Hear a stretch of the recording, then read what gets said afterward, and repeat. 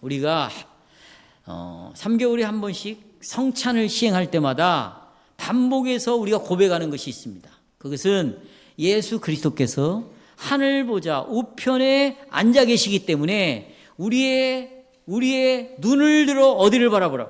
하늘을 바라보라. 이게 성찬 때마다 나오는 고백이에요. 이거 떡만 보라보지 말고 잠만 보지 말고 눈을 들어 하늘을 봐라.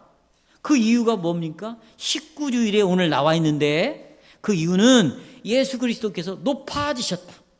하늘로 올라가셨다는 것은 예수님이 높아지셨다. 하늘처럼 높아지셨다. 뿐만 아니라 그리스도의 가장 영광스러운 모습을 우리에게 지금 보여주고 있다. 이 두 가지 그분이 높아지셨다. 그 높아지심은 그리스도의 영광을 드러내고 있는 것이다. 이걸 고백하기 때문에 하늘을 바라보라고 우리에게 말하고 있습니다. 우리가 지난 18주일 기억나시죠? 그리스도께서 여러분 보좌 우편에 앉아 계시는 하나님에게로 하늘로 올라갔어요. 이걸 상막으로 표현한다면 어디에 들어간 거예요? 제사장이 지성소로 들어간 것처럼 이제는 참 건물로 들어간 거예요. 이번에는 참 하늘로 올라가셨다. 올라가셔서 뭐 하시는가? 그리스도께서는 하늘의 사역을 행하고 있다. 중요하죠. 이 땅에 계실 때는 지상에서의 구원 역사를 끝내셨다면 하늘로 가신 이유는 하늘에서 해야 할 일이 있기 때문에 하늘의 사역을 위해서 올라가셨어요. 그래서 우리가 오신문에서 고백합니다. 그리스도께서는 하나님 오른편에 그래서 앉아 계신다. 여기 앉으셨다라는 말은 아무것도 안 하고 가만히 있다는 말이 아니라 그리스도께서 매우 활발하게 사역을 하고 있다. 지금 일하고 있다. 이것을 말해주고 있습니다. 지상의 사역을 끝내고 하늘에서 해야 할 일이 있기 때문에 높아지심 속에서 해야 할 일이 있기 때문에 그 일을 위하여 앉아있는 건데 이것은 쉬는 것이 아니라 그분이 하늘의 일을 계속 하고 있다라는 것을 앉으심, 권위를 나타내므로 그것을 설명해 주고 있습니다. 이 오른편에 앉았다는 말은 여러분 우리가 어떤 높은 자리에 앉아있다라는 말은 참 어떤 영광스러운 위치를 나타내요. 그렇죠? 이 신랑 신부가 결혼할 때 부모가 부모의 자리에 앉아있다라는 것은 이 부모의 영광을 드러내는 거예요. 자식을 이렇게 키웠습니다. 내 자식은 이런 자식입니다. 그 부모를 더 생각하는 거예요. 그러니까 실은 이 결혼의 주인공은 누구냐면 신랑 신부이기도 하지만 부모일 수도 있어요. 그의 영광의 위치를 나타내는 거거든요. 이 표현을 어떻게 말하느냐? 그리스도가 하늘 보좌로 들어가셨다. 하나님 보좌에 앉으셨다라는 표현으로 예수님의 높아지심을 나타냅니다. 여기에는 권위가 있겠죠. 그리고 그런 자리에 있다면 능력을 나타내기 시작하겠죠. 그렇죠? 그래서 하늘에서 하나님의 뜻을 따라 예수님은 이제 하나님의 뜻을 드러내는 능력을 보여주기 시작합니다. 그리스도께서 하늘 보좌 우편에 앉아 계셨다는 것은 이제부터 하늘에서 하나님이 가지고 계신 계획을 실행을 하시는 거예요. 그 계획을 실행함으로 우리의 구원을 위한 하나님의 사역을 완성하는 거예요. 이 땅에서는 이 땅에서의 구원의 계획을 완성했지만 아직 구원이 남아 있어요. 구원이 완성된 게 아니에요. 지금 여러분과 나는 계속해서 구원을 이루어가야 되잖아요. 성화되어 가죠. 교회 안에서 여전히 교회 생활을 해야 되죠. 이런 건 아직 남아있는 구원의 모습이죠. 이 일을 위하여 그분은 반드시 하늘로 올라가야 돼요. 높아지셔야 돼요. 그리고 거기에서 일을 행하셔야 돼요. 근데 우리는 그동안에 예수의 피만 주장했어요. 예수님 십자가에 나를 구원했다. 이걸로 끝났어요. 그러니까 내 구원받았다는 내 삶은 정말로 빈약한 삶일 수밖에 없었어요. 이것이 부유한 정말 실제로 구원받은 자로서의 삶을 살려면 하늘로 올라가셔서 보좌 우편에서 권위를 가지고 권세를 가지고 그분이 하신 일을 내가 믿어야 되는데 그래야 현재의 삶 속에 부유한 삶이 나오는데 이것은 전혀 생각하지 않고 예수를 믿었다. 그래서 우리 신앙 고백서는 지상의 사역과 하늘의 사역이 무엇인가를 분명하게 연결을 시키면서 우리에게 설명해 주고 있다는 것입니다. 저는 그래서 오늘 설교 주제를 이렇게 정했습니다. 예수 그리스도는 탁월하시다. 탁월하시다. 어떻게 탁월하신가? 그리스도는 교회의 머리로서 탁월하시고 만물의 왕으로서 탁월하시고 모든 사람의 심판의 주로서 그분은 탁월하시다. 첫 번째, 그리스도께서는 교회의 머리로서 탁월하십니다. 이런 건 외우십시오. 외워야 될 문제예요. 이해해야 될 문제도 아니에요. 그리스도의 머리로서, 교회의 머리로서 탁월하시다. 사랑하는 여러분, 우리 교리문답은 사도신경의 이 순서를 따라서 지금까지 과거에 우리를 위해서 하나님이, 예수님이 하신 일이 무엇인가를 계속 쭉 살펴봤어요. 그러나 이제 그리스도께서 하나님 오른편 보좌에 올라가셨다 이렇게 말할 때 그 교리문답은 이제 과거의 일이 아니에요. 오늘 지금 예수님께서 행하시는 일에 대해서 말하고 있는 것입니다. 이 전까지는 과거에 행하신 일이라면 올라가심부터는 지금 행하고 있는 일을 우리에게 말하고 있는 것입니다. 그래서 교리문답 50문답 보시면 그리스도께서 하나님 오른편에 앉아 계신다. 왜 이 말을 덧붙였는가? 라고 표현하고 있는데 여기 앉아 계신다. 이 말은 우르시누스가 만들어낸 말이 아니에요. 성경의 수십 구절에서 예수님이 오른편에 앉아 있다. 10구절도 넘어. 이 표현이 쓰고 있는데 여기 앉아 계신다라는 이 동사의 시제가 현재 시제로 되어 있어요. 계속해서 지금 앉아있고 또 지금 앉아있고 계속해서 앉아있는 거예요. 근데 이해가 안 가죠. 아니, 한 번 앉으면 그걸로 끝나는 거지. 어떻게 계속 앉아있는다고 말하는가? 이렇게 현재 시제로 이 단어를 쓴 것은 앉아있다는 것은 아무것도 안 하고 가만히 있는 것을 말하는 것이 아니라 이분이 그런 보좌에 앉아가지고 뭔가를 지금 계속해서 하고 있다는 것입니다. 형제 여러분, 자, 우리 교리문답이 50문답 51, 52까지 살펴보시면, 자, 먼저 예수님이 하늘로 올라가시죠. 그 다음에 그리스도께서 영광을 가지고 다시 어디까지 오세요? 이 땅으로 다시 오시죠. 여기를 보세요. 하늘로 올라가십니다. 다시 땅에 오시죠. 그러면 올라가심과 다시 오실 때까지 기간이 있죠. 올라갔을 때 올라갔어요. 다시 올 때까지의 시간이 있단 말이죠. 이것을 우리는 종말의 시간이라고 말해요. 마지막 때라고 말해요. 말세라고 말해요. 그러니까 지금 우리는 마지막 때에 지금 우리는 살고 있는 것이죠. 우리는 세상의 끝에 살고 있어요. 그런데 세상 끝에 살고 있는 이 기간은 하나님 보좌 우편에서 누가 다스리고 있어요? 그리스도가 다스리고 있다는 것이에요. 그러니까 지금 그리스도가 하늘의 보좌 우편에서 우리를 다스리는 이 기간은 언제냐? 종말의 기간인 거예요. 한마디로 이 시간은요, 역사의 최고의 절정이에요. 지금 우리가 살고 있는 시간은. 왜냐하면 그리스도께서 여러분 구속의 역사를 마무리하시는 기간이거든요. 마지막 때니까 마무리하시는 기간이에요. 이때야말로 우리가 얼마나 긴장이 되고 설레이고 기다리는 시간이에요. 그러니까 역사의 시간에 있어서 절정의 시간이죠. 하지만 이 기간은 굉장히 위험한 기간이에요. 왜냐하면 예수님이 지금 마지막을 향하여 진행하고 있기 때문입니다.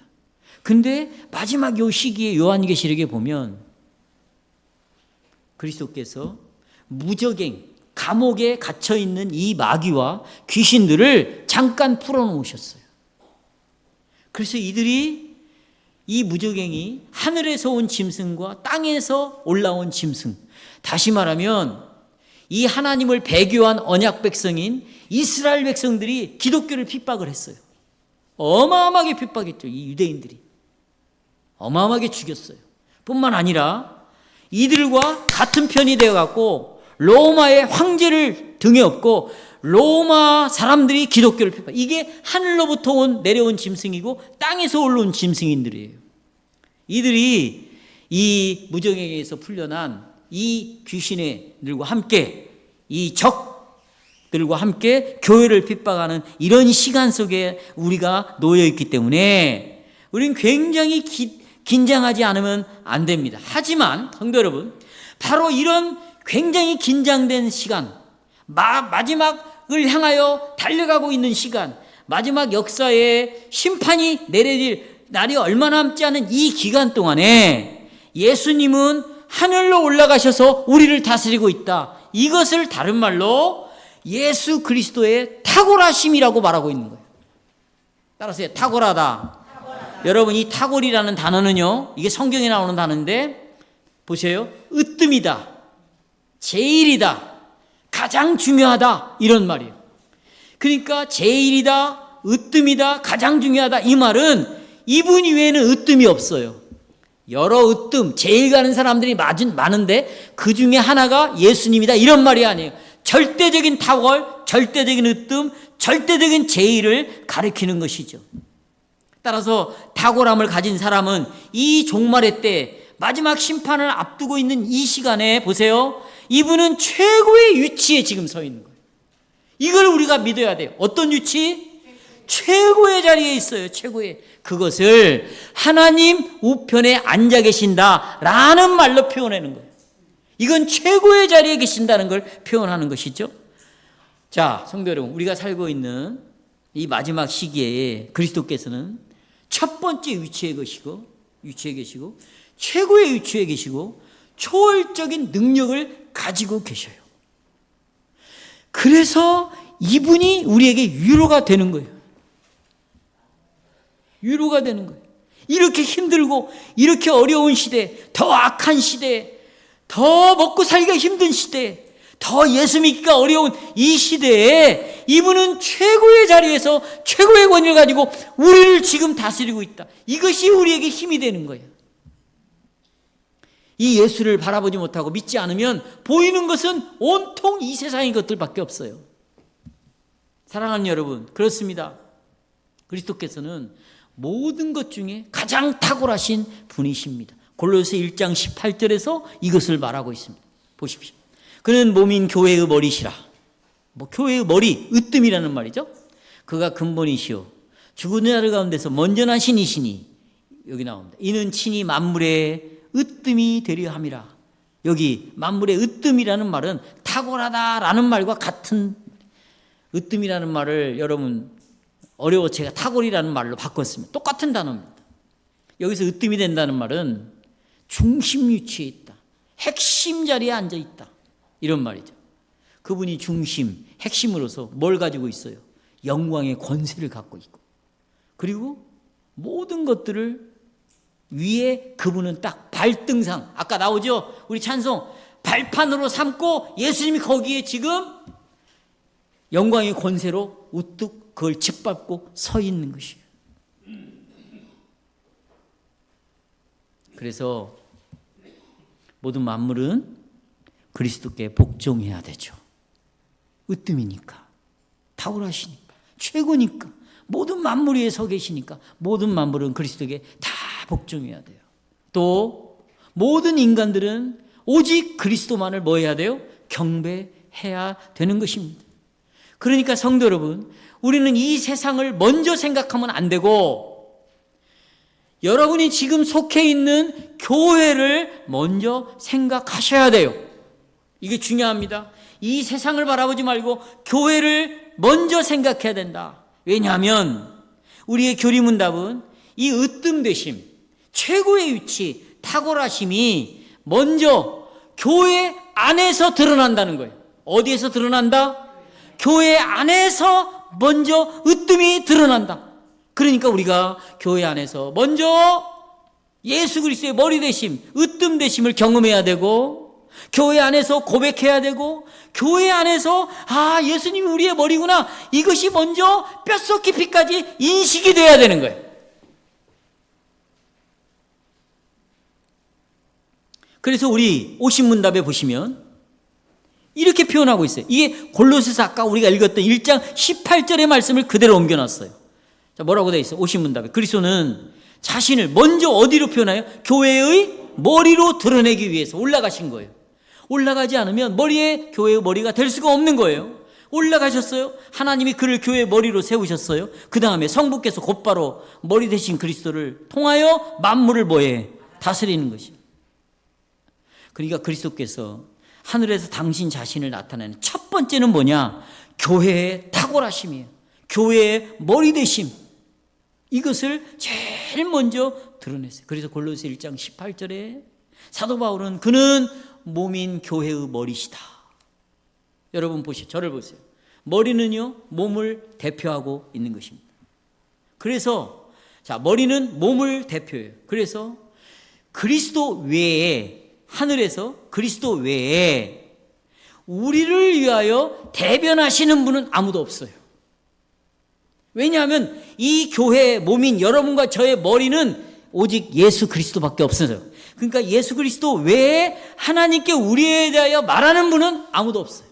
또 하나님께 이 교회에 대하여 말할 수 있는 유일한 분은 교회의 머리가 되시기 위하여 하늘 보좌 우편에 앉아 계시는 예수 그리스도 외에는 아무도 없는 것이에요.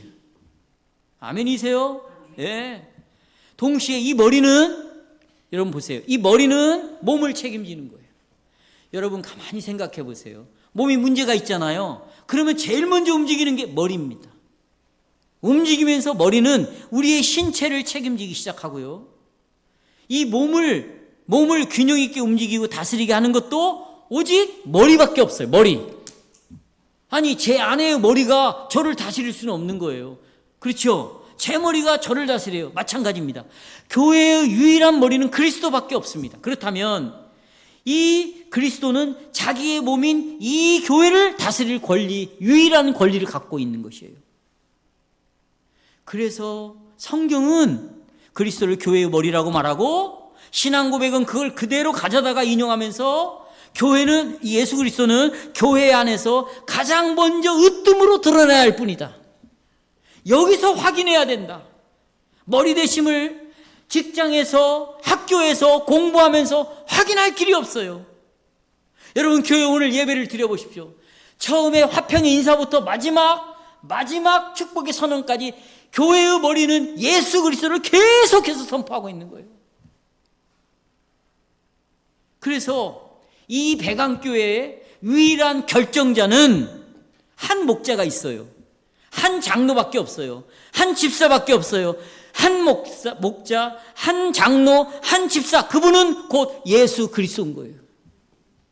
우리가 이번 주 확대 당일을 모이면서 우리가 나눈 대화가 이거예요. 우리의 생각을 가지고 설교하지 말고 목회하지 말자. 성도를 생각하면 안 된다. 우리는 한 목자이신 그리스도가 우리 교회의 유일한 머리이니까 그 머리가 어떤 생각을 갖고 있는가 우리는 그것을 표현해 주는 것밖에 없다. 사람을 보지 말자. 성도 속에서 일어나는 환경을 바라보지 말자. 오직 머리 대신 그리스도가 결정할 수 있도록 우리는 그분의 결정을 따르면 된다. 그렇다고 예수님이 아주 고집을 부리면서 독단적으로 이 교회를 다스린다는 뜻이 결코 아닙니다. 왜냐하면 교회의 머리 대신 그리스도께서는요, 철저하게 아버지의 뜻, 아버지가 경영하는 그 방식을 가지고 실행을 하시는 거예요. 이런 사역 안에서 예수 그리스도께서는, 여러분 보세요, 아버지와 우리 사이에 다리 역할을 하는 중보자인 거예요. 그래서 중보자라는 말이에요. 그리스도는 절대로 자기 뜻대로 하지 않습니다. 아버지와 성령과 함께 우리를 다스리고 삼위 하나님의 그 경영하는, 운영하는 방식을 따라 그리스도는 실행을 하시는 것이에요. 그러니까 그리스도께서 머리로서 우리를 다스릴 때 하나님 아버지의 충만하심이 우리 안에 그리스도를 통해서 계속해서 나타나는 거죠. 그래서 그리스도를 집중하고 그리스도를 믿고 바라보는 사람은요, 하나님 아버지의 충만함이 이 삶 속에서 드러나는 거예요. 삼위 하나님이 같이 우리를 다스려도, 그러나 성경은 교회의 머리는 그리스도밖에 없다고 말하고 있어요. 아버지가, 하나님이 교회의 머리다, 성령이 교회의 머리다, 이렇게 말하지 않고 오직 누구만? 그리스도만. 이것은 여러분 매우 중요한 사실이에요. 그리스도가 우리의 머리라는 것은 머리만 아까 그랬죠. 몸을 보호할 수 있어요. 몸을 지켜낼 수 있어요. 교회의 머리가 그리스도이기 때문에 철저하게 당신의 교회를 이분만이 보호하실 수 있는 거예요. 교회가 어려워지면 우리는 모두가 다 그리스도에게로 숨어버리면 되는 거예요. 교회가 힘들어지면 그리스도에게 외치면 되는 거예요. 여기서 우리들끼리 모이고 회의를 하고 누구의 도움을 구하고 무슨 뭐라고 이렇게 해서 교회의 문제는 해결될 수가 없는 것이에요. 모두가 다 누구 뒤로 숨으면 돼. 그거. 여러분, 국가에도 머리가 있어요. 그러나 국가의 머리들은요, 국민을 착취합니다. 자기의 부를 축적해요. 그러지 않는 지도자는, 정치인은 아무도 없어요. 지금도 축적하고 있을 것이에요. 국민들이 이런 국가의 머리를 대항하면 위협을 합니다. 자기가 갖고 있는 권력을 갖고. 여러분, 대통령을 세운 이유는 딱 하나예요. 백성을 보호하고 지키라는 거예요. 당신이 이 우리들의 머리니까 예수님처럼 몸을 지켜달라는 거예요. 그런데 지켜달라고 외치면 위협합니다. 짓밟아 버리죠. 이런 독재적인 정치자들로 이 세상은 온통 가득 차 있어요. 그런데 성도 여러분, 슬픈 현실은 이런 일이 교회 안에도 있습니다. 교회 안에 일어납니다. 교회 안에 직분자들이 자신을 그리스도의 머리에 자리에 뒀습니다. 그리고 자신이 앉아서는 안 될 그 자리에 앉아 있다는 것입니다. 그리고 자신을 높여서 그리스도의 영광을 도둑질하는 것이죠. 직분자들은 교회 안에서 자기의 배를 불리는데 자기의 직분을 악용하기도 합니다. 그들이 말할 때는 다 주님의 이름으로 한다고 말합니다. 주님을 위해서 자기가 이렇게 한대요. 이 교회를 위해서 이렇게 한대요.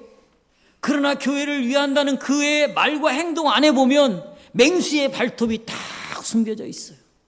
그 발톱은 자기의 야망을 채우는 거예요. 자기의 뜻을 이루려고 하는 그 발톱이죠. 그러나 그리스도께서는 결코 그런 방식으로 교회 안에서 일을 하지 않습니다. 우리는 이 사실을 잘 알고 있습니다. 그리스도께서는 교회를 당신의 몸이라고 말합니다. 그리스도는 몸인 교회를 잘 보양해. 우리가 보양식품이라고 그러잖아요. 보호해주고 양육을 해주고 기운을 북돋는 몸으로서 그리스도는 이 교회를 상대하십니다. 그래서 그리스도께서는 교회를 사랑하시기 때문에 생명과 자기의 피를 내어주신 이 교회를 자기의 신부라고 고백을 합니다. 이 신부를 위하여 피를 내어주고 생명을 내어줬어요. 그리스도께서는 당신의 신부인 교회에게 값을 달라고 요구하는 것이 아니라 값을 지불하셨어요. 뭘로? 자기의 생명으로. 여기에서 그리스도가 우리의 머리가 됐다는 것은 정말 위로입니다. 정말 여기에는 기쁨이 있습니다. 찬양이 있습니다. 나는 이 교회의 머리가 그리스도라는 것 때문에 목사로서 자유를 누리고 여기서부터 힘을 얻고 여기서부터 좌절을 이겨내고 여기서부터 슬픔을 기쁨으로 바꿉니다. 모든 사역의 능력은 바로 그리스도가 이 교회의 머리다. 할렐루야.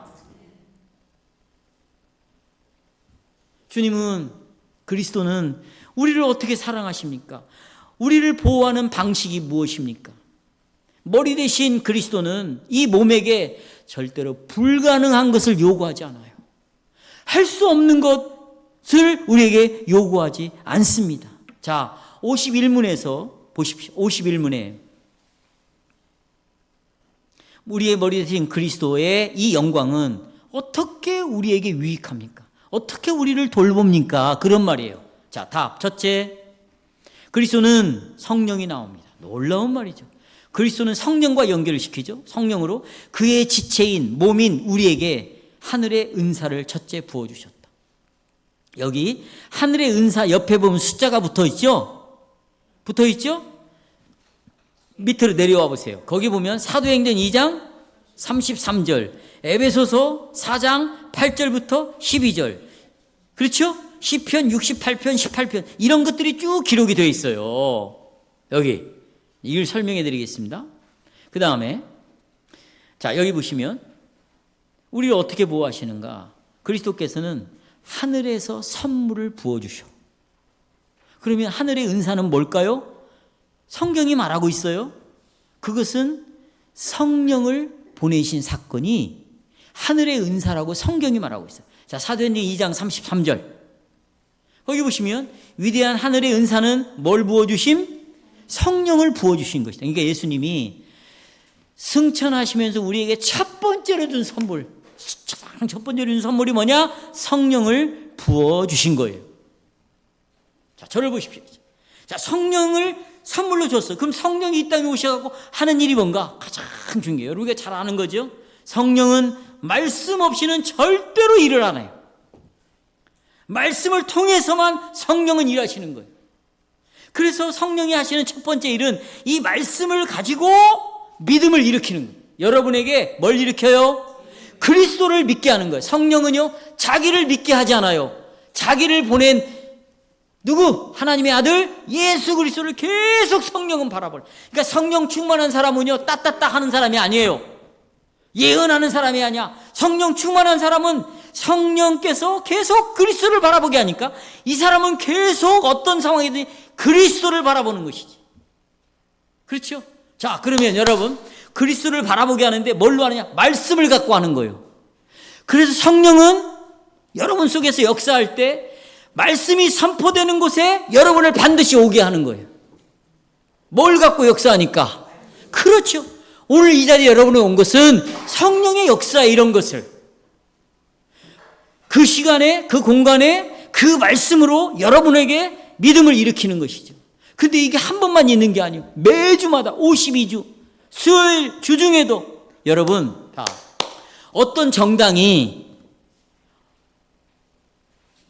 들어보세요. 어떤 정당, 민주당, 국민의힘당 있잖아요. 어떤 정당이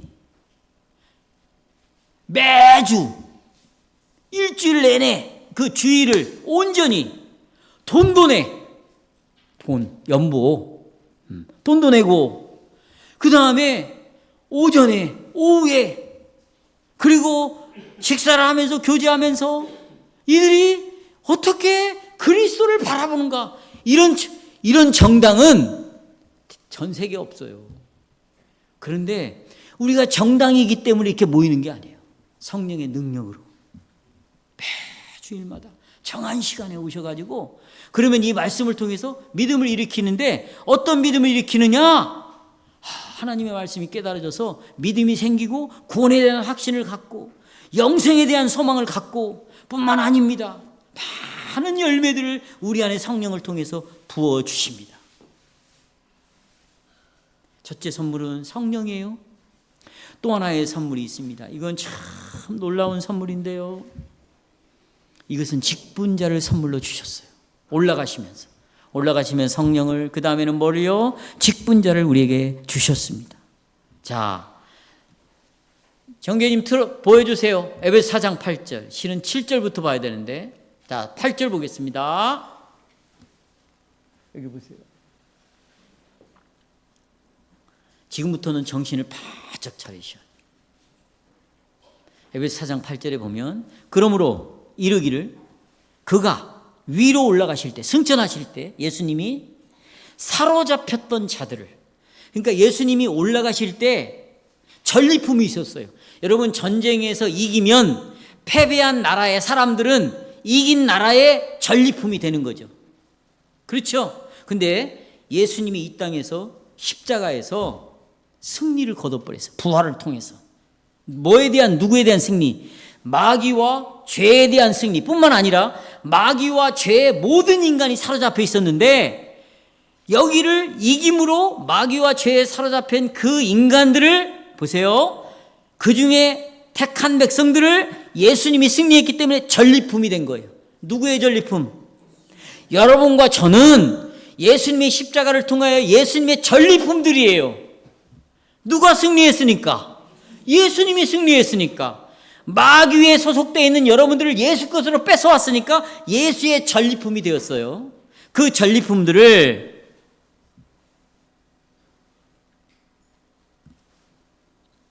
사로잡으시고 그 다음에 그 전리품 중에 뭘 주셨대요?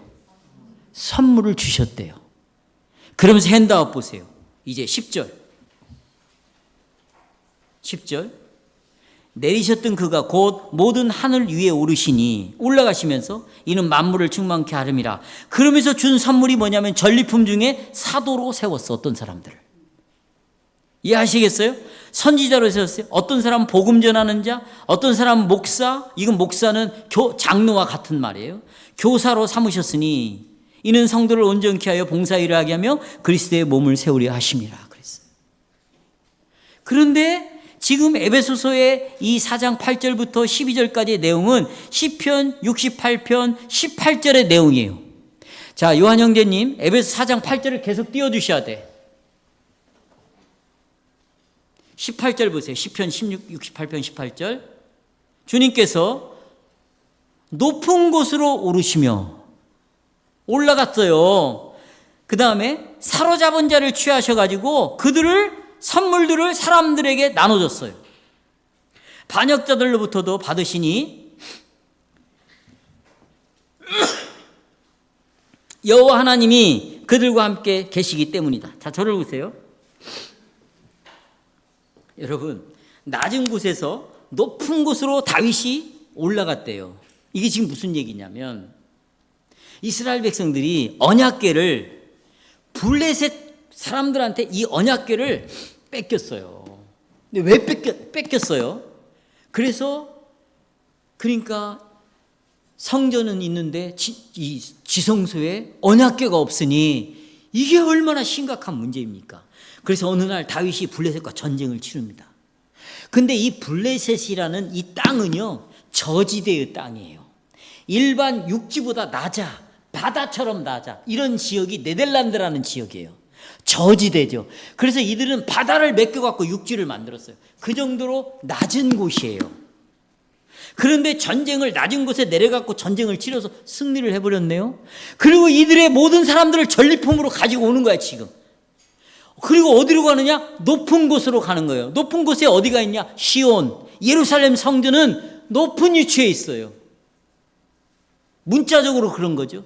마치 이런 것처럼 낮은 곳에 이 땅에 오셔가지고 예수님이 마귀와 죄를 이기시고 그 안에 사로잡힌 자들을 예수님의 전리품으로 삼아가지고 이들을 높은 곳, 여기는 이제 어디로 올라가는 거지? 하늘로 올라가시면서 교회에게 이 사람 중에 직분자를 남겨주고 가셨어요. 그러니까 이 직분자는 우리가 확대당했다도 말했지만 절대 자기를 생각하면 안 돼. 자기의 능력의 유무나 아니면 자기의 무슨 재능이나 이런 걸 갖고 목사하고 장로 집사가 하는 게 아니에요. 우리는 그 근원을 어디에 두냐? 나는 예수 그리스도의 전리품이었는데 이분이 승천을 하시면서 이 교회의 직분으로 나를 세우고 갔다. 이 생각을 갖는다면 이것은 하늘로부터 내려온 뭐다? 은사다. 첫째는 누구를 보내시고 그 다음에 누구를 보내시고 직분을 보내시고. 근데 이 직분자들이 아까도 말했지만 머리의 자리에 앉아갖고 교회를 빨아먹는다. 죄송해요, 이런 천박한 용어를 써서. 내가 원래 천박한 사람이에요. 이렇게 교회를 인간적인 생각과 자기 경험과 자기 욕망과 욕심을 가지고 이 교회에서 뭔가를 해보려고 그런다. 이것은 정말 성령을 회방하는 죄예요. 이건 용서받을 수 없는 죄예요. 이해하시겠죠? 그렇다면 여러분, 에베소 4장에 나오는 아까 그 직분자들 보셨죠? 그런데 이 직분자들 공통적인 일이 있어요. 그게 뭐냐면 복음을 전하는 거예요. 그리고 그 복음을 통해서 하나님과 이 백성을 화해시키는 일을 하는 거예요. 여기 우리가 아까 다 읽었어. 에베소서. 무슨 일? 화해의 사역을 하는 것이죠.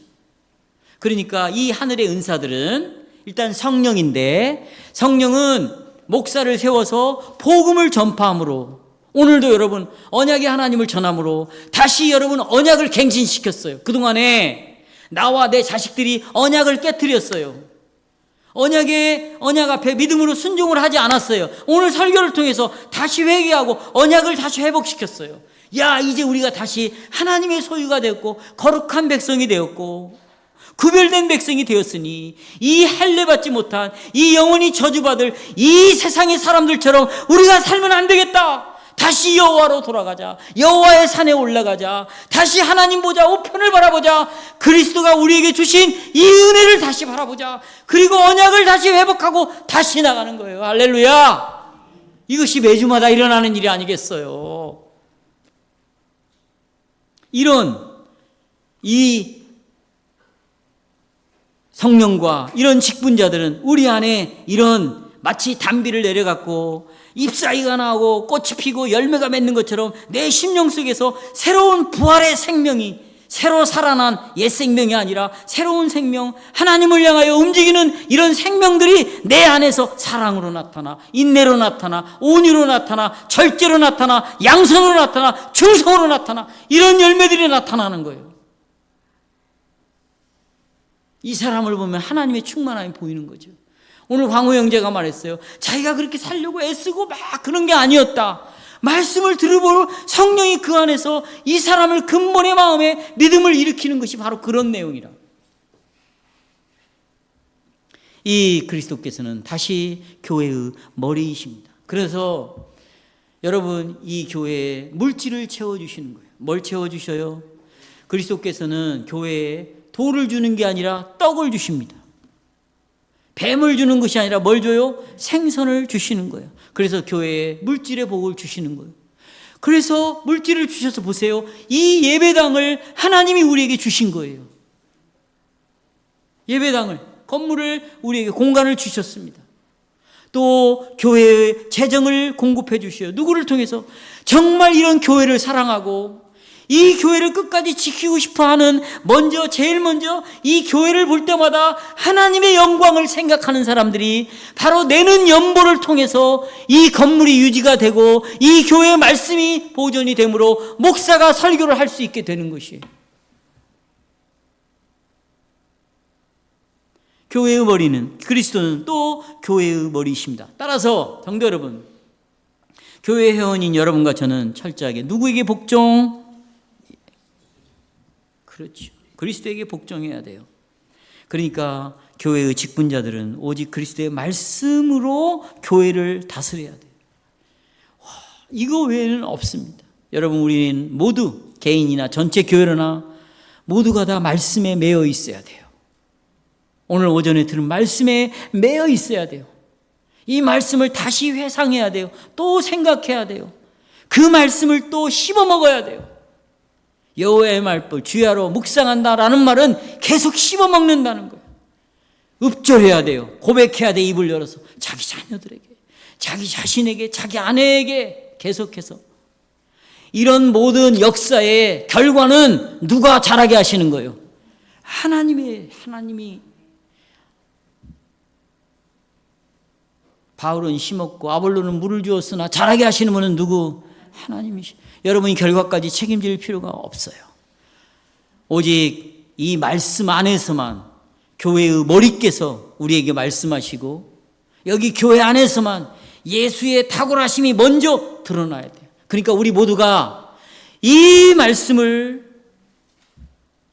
매여 있으므로 이 교회의 머리가 그리스도인 것을 여기서 경험하고 여기서 고백하고 여기서 우리가 그런 인식이 되어져야만 하는 것이죠. 자, 이제 두 번째로 교회의 머리신 예수 그리스도께서는 그리스도께서는 만물의 왕이 되게 하셨어요. 여기 따라서 만물의 으뜸. 여기 보시면 예수님이 첫 번째로 피조됐다고 이렇게 그렇게 성경에 보면 골로새 1장에 그렇게 표현이 있는데, 여러분 보세요. 만물의 으뜸이 되셨다. 이 말은 피조물 중에 예수님도 피조물인데 가장 탁월하다 이런 뜻이 아니에요. 그래서 이 골로새 1장 말씀에 근거해서 여호와의 증인들은 예수님이 하나님이 아니다. 삼위일체가 아니다. 예수님 피조물인데 가장 탁월한 피조물이다. 그래서 삼위일체를 믿지 않습니다. 근데 잘 들어보세요. 예수님이 만물의 으뜸이다, 만물의 머리다, 그 말은 피조된 만물 중에 가장 탁월하다 그런 뜻이 아니고, 그분이 으뜸이시고 최고이시고 첫 번째이시고 가장 중요하시고 가장 뛰어난 탁월하신 분이기 때문에 하나님은 창조한 이 만물을 예수님에게 맡기셨어요. 왜? 이분이 만물의 뭐니까? 으뜸이니까 모든 만물을 누구에게 맡겨요? 예수님에게 맡기셨어요. 그래서 만물의 왕으로 탁월하시는 거예요. 여기 자, 만물이라는 말은, 여러분, 이 헬라어 말은 역사라는 말이에요. 따라서 역사. 우리가 만물을 말할 때는 이런 눈에 보이는 것만 있는 게 아니에요. 이 역사를 만물이라고 그러는데, 모든 이 시간의 역사를 움직이는 유일한 통치자가 트럼프가 아니에요. 유엔이 아니에요. AI가 안 돼요. 인공지능이 이 세상을 흘러가고 하는 게 스마트폰도 아니고, 예수 그리스도가 이 역사의 통치자이십니다. 이분이 허락이 없이는 전쟁도 일어날 수가 없고 재난도 일어날 수가 없고 어떤 것도 일어날 수가 없는 것이에요. 지금 모든 이 역사, 대한민국의 이 역사, 정치의 역사, 경제의 역사, 문화의 역사, 모든 걸 쥐고 있는 분이 누구냐면 예수 그리스도예요. 이것을 우리 신앙 고백에서 말하고 있어요. 자, 보세요. 오신문답. 그리스도는 자신을 그의 교회의 머리로 드러내기 위해서 하늘로 올라가셨어요. 그랬더니 성부께서 올라가신 예수님을 만물을 다스리게 하셨다. 여기 교회와 만물을 다스리는 것이 연결되어 있어요. 이게 골로새 1장 18절이에요. 그러니까 그리스도께서는 이렇게 하시면 돼. 교회의 머리로서 이 만물을 다스리는 거예요. 뭐로서? 교회의 머리로서 만물을 다스린다. 그러니까 하나님께서 교회의 머리에게 세상의 통치권을 맡기셨어요. 그러면 여러분 보세요. 교회의 머리에게 세상의 통치권을 맡겼다고 할 때는 이분이 세상을 통치하고 이 역사를 움직여갈 때 누구의 무엇의 유익을 위하여 이 만물을 움직일까? 어떤 유익을 위하여 만물을 통치해갈까? 교회의 유익이에요. 아까 그랬잖아요. 자, 예수 그리스도는 어디의 머리? 그러면서 만물을 통치하는 거예요. 왜 이것이 서로 연관되어 있을까? 만물의 통치는 교회의 유익을 위해서 통치를 해가시는 거예요. 그러니까 여러분이 직장에 다니는 것은 만물이에요. 만물. 이것은 교회를 위하여 직장을 허락하신 거예요. 교회를 위하여 학교에 다니는 거고, 교회를 위하여 여러분이 이 세상에서 활동을 하는 거예요. 이 세상의 활동을 통해서, 그런 걸 통하여 교회를 보호하고 교회를 보존하는 것이지, 이런 세상의 활동이 먼저 되어버리면 교회는 이 세상의 종노릇밖에 못해. 이 세상이 하라는 대로 교회는 따라갈 수밖에 없어요. 세상을 다스림에 있어서 예수님께서는 이 세상을 다스리면서 교회를 모으셔요. 여러분들을 모으셔. 여러분을 지켜주셔. 여러분들을 보존하기 위한 한 가지의 목적을, 다시 말하면 교회를 위하여 이 만물을 통치하고 있다. 그러니까 여러분이 돌아가는 이 세상을 볼 때, 이것은 지금 교회를 위해서 이렇게 하고 있구나. 저쪽에서 전쟁이 일어나든지 어떤 경제적인 어려움이 오든지, 이것은 교회의 유익을 위해서 그리스도가 지금 움직이고 있구나. 그러니까 평화로운 것이냐, 전쟁이냐, 부유한 경제냐, 가난한 경제냐, 이런 건 우리에게 하나도 중요하지 않아. 가난하면 가난한 대로, 병들면 병든 대로, 전쟁이 일어나면 일어난 대로 하나님은 교회를 지금까지 보호하시고 보존하시고 지금까지 끌고 오셨어요. 6.25 때도, 일제시대 때도, 지금 이부 가운데서도 하나님은 교회를 보존하시는 거예요.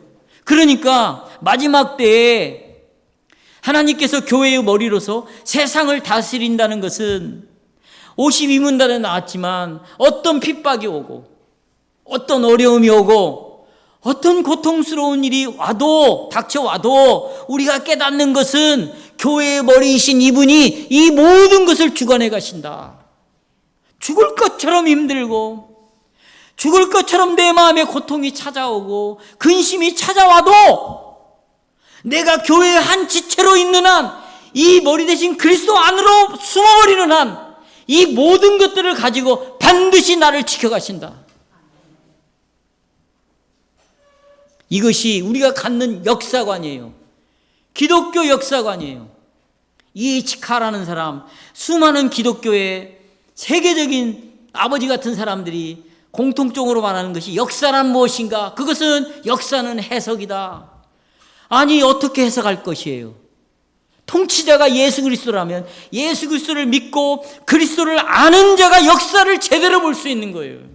그래서 우리는 이 역사가 일어나고 있는 이 현상에 그 무대와 함께 춤을 추는 사람들이 아니에요.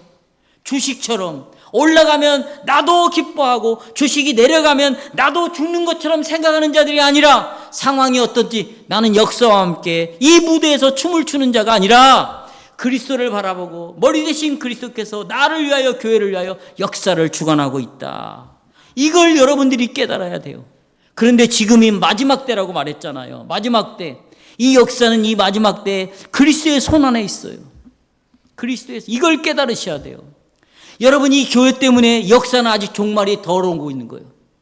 뭐 때문에? 교회 때문에. 교회 때문에. 아직도 모으셔야 될 영혼들이 있어요. 여러분의 가족 중에도 있잖아요. 자식들 중에도 있잖아요. 그들을 모으시기 위하여 역사를 지금 붙잡고 있는 거고. 그렇기 때문에 이 교회를 파괴시킬 수 있는 세력은 아무도 없어요. 교회를 흔들 자는 있을지 모르지만 교회를 모으시고 보호하시고 지키시는 이 그리스도의 일을 막을 수 있는 사람은 아무도 없다. 그것이 요한계시록이에요. 7교회에 편지를 보내는 거예요. 지금 핍박이 이렇게 많이 오고 유대인들이 죽이고 로마의 황제가 죽이는 이런 어려운 극한 상황에도 예수 그리스도가 누구냐? 그분이 이 교회를 지키신. 너희는 싸워라, 이겨라, 이겨라. 교회야, 이겨라. 교회는 마침내 승리할 것이다. 승리할 것이다. 그리고 마지막에 산자와 죽은 자를 뭐하러 오셔요? 심판하러 오셔요. 성도 여러분, 세 번째인데 이제 결론 부분으로 말씀드릴게요. 자, 저를 보십시오. 우리는요, 개인적으로 하나님이 나를 심판하신다, 이 생각을 안 하고 사는 것 같아요. 마지막 심판의 날에는요, 내가 지금까지 생각으로 말로 행동으로 지었던 모든 죄들은 다 이미 기록되어 있다고 요한계시록에 나와요. 그것이 책이 마치 영화의 필름이 돌아가는 것처럼 여러분의 모든 죄는 다 돌아갈 것이에요. 얼마나 수치를 느끼겠어요?